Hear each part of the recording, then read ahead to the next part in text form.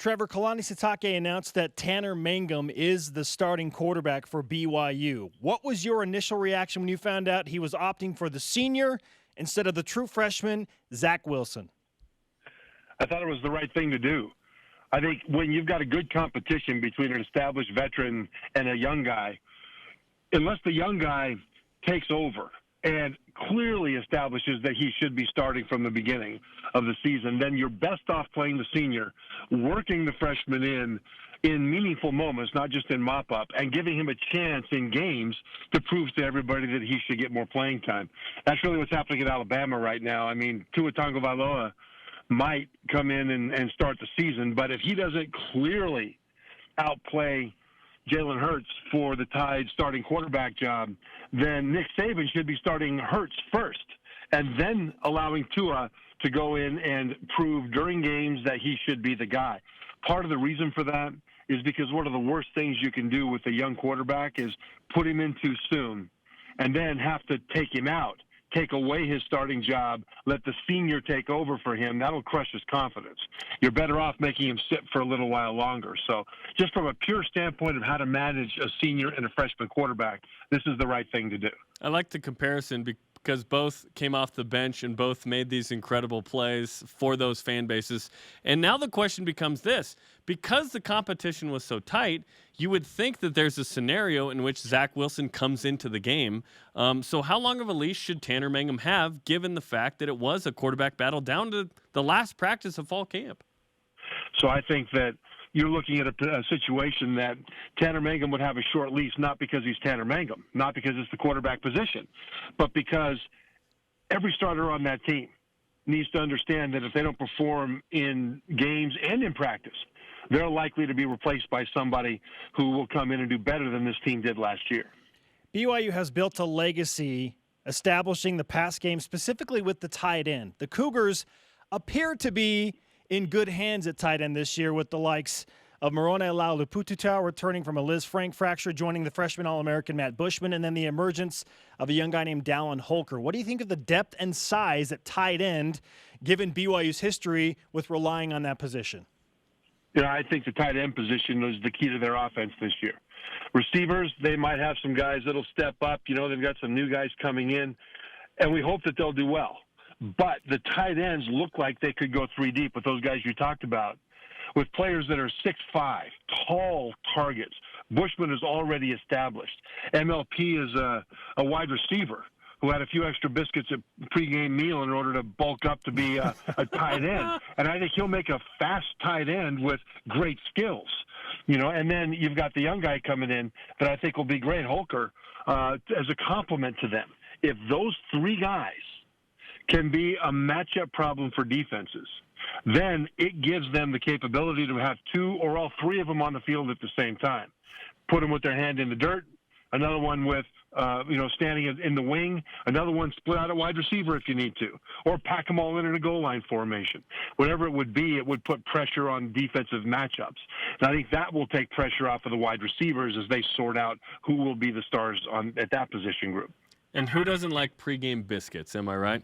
Let's talk about... Well, let me tell you, that's why, I grew from being a yell leader to an offensive lineman doing that. So the pregame biscuits with gravy are delicious, right? Okay, Arizona, game 1, Saturday night. Cannot wait in Tucson on ESPN. Khalil Tate, a guy that in some circles is one of the Heisman frontrunners. What do you think of what Khalil Tate brings to the quarterback position for Arizona? Last year, he was the Pac-12 Offensive Player of the Year of the week, 4 straight weeks. And that's a league that's known for offensive firepower. So this guy is a real problem. I mean, a lot's been said that Coach Kevin Sumlin there coached Johnny Manziel to the Heisman Trophy when he was at Texas A&M. But I think it's even worse over there at Arizona when it comes to what BYU will face, because Tate's a big guy. He's bigger than Manziel. He's got that same kind of elusiveness.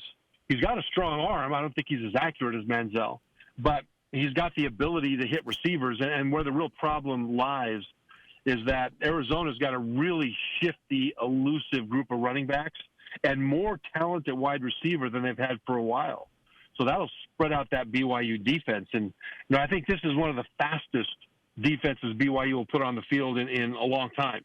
but they will be tested in that speed because Arizona has it to burn. All eyes will be on Tate, but the defense will have eyes on other skill players because they can get torched if they force too much attention on Tate. And Tate is a legitimate Heisman candidate himself. It's a Mattich Monday with ESPN's Trevor Mattich back on BYU Sports Nation. I'm so happy to say those words. As we push forward to the Arizona game in less than 1 week, Trevor, what is the one thing that you, might see in game number 1 that would tell you, okay, BYU football is definitely moving in the right direction? If the running game starts to be credible. Last year, the passing game was so, I guess, what's the word for it? It was timid. It was limp. And that meant that defenses could focus everything on the running game. Well, if the passing game can do just enough to keep defenders away from the line a little bit, and the running game is able to pick it up, then everything else will happen. I mean, last year, dominoes fell when the quarterbacks all started to get hurt and the running backs. And this year, you've got good experience with Squally Canada. But you've also got, in Lupini Katoa, a guy that could be one of the spark plugs of the team. Last year when he redshirted as a true freshman, the defense came to the coaches and said, hey, this guy's got to play. This guy is really good. He's hard for us to deal with. Well, the fans will be able to see him in games now. And I think that if he can be a spark plug in rotation with Squally, then this offensive line is good enough to get some things done. And if the running game is credible, then the dominoes that fell against the Cougars last year on offense should fall in their favor. And by the way, the offense falling apart led to the defense being under way too much pressure. So, they need every domino to stay upright because if one falls, it knocks too many others over. Trevor, offensively, obviously a new staff for BYU. How quickly do you expect this offense to start to click? The hard part is that they don't really get to start in first gear. Ordinarily, you have a ideal situation where you start with teams that are more beatable. I mean, you would want to start with the Hawaii. You'd want to start with the UMass. I know UMass beat them last year, but I mean, this is the kind of team you want to start with when you've got a new offensive system so that you can, again, put the car in first gear and get going. To start with Arizona, you've got to come out of the gate immediately. And then Cal in game 2 at home is coached by a guy that's a defensive guru that's got them playing really good defense now. So right out of the gate, then they're at Wisconsin, for goodness sake. So right out of the gate, it will be hard, I think, to judge the offense if they struggle a bit. Now, if they fall apart, then it's okay to be very critical. If they do really well against that competition to open the season, then lights out for the rest of the season. But if they sort of muddle through and struggle early, I wouldn't be terribly concerned because of the nature of the competition that they're facing with a brand new offensive scheme. ESPN's Trevor Mattich on BYU Sports Nation breaking down BYU at Arizona and specifically the BYU football season in 2018.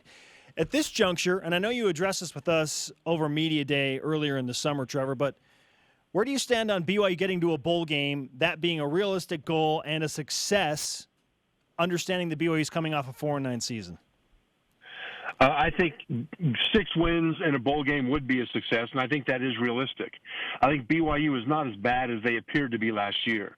The defense played well enough to win a lot of games last year. The offensive line was much better than they get credit for. But when you've got 3 different quarterbacks starting multiple games, including burning the red shirt of a freshman to start multiple games at quarterback, plus the running backs scroll through as one guy gets hurt, then he comes back and somebody else gets hurt, etc. Those dominoes BYU couldn't deal with. And so I think that when you talk about how that offense can get going, when you talk about what this team can do, it really comes down to just staying healthy. And if they can, I think they'll be a lot better than people think, especially with the bad taste in everybody's mouth from last year. All they need is an even break with injury, not even a good break, an even break. And I think this team will not just get back to a bowl, but they've got a chance to go past 6 wins. I think 7 wins would be a good season for them. If they get to 8 wins, I'd nominate Coach Tataki as National Coach of the Year because of the schedule. But they can get to 6. They can get to 6. We're sending you some blue goggles and overnighting them as we speak. Who are your top 4 in college football right now, Trevor? Right now, my top team is Clemson. Alabama has too many questions on defense for me to put them at number 1, but I've got them at number 2. Number 3, I've got Ohio State. And number 4, wait for it, Wisconsin. Oh, There you go. Yeah, Wisconsin. I know BYU has Wisconsin coming up in week 3. Wisconsin's offense might be the best they've ever had. Ever had. And the defense is pretty stout, but the offense is potentially epic. And that's a team that I think is a bit under the radar as a playoff contender and a national championship contender. Let's put it that way. I think people have them in the playoff but not winning it all. They could win it all. And so this, those are my top 4 teams right now. and then after week 0, Hawaii and UMass, number 5 and number 6. Well, they're on the way to undefeated seasons like UCF last year, right? So far, so notice. good. Yeah, but how about BYU? You thought those were penciled in as wins, and next thing you know, they start the season with victories on a solid note. Especially UMass that beat BYU last year in Provo. For goodness' sake, We don't what have in to the talk about world was that about? But good for them. I'm happy. I thought for we were those over teams. that. We're in game week. It's Arizona. I didn't think we were talking about the UMass loss anymore. Come on, man. Listen, we are never over that.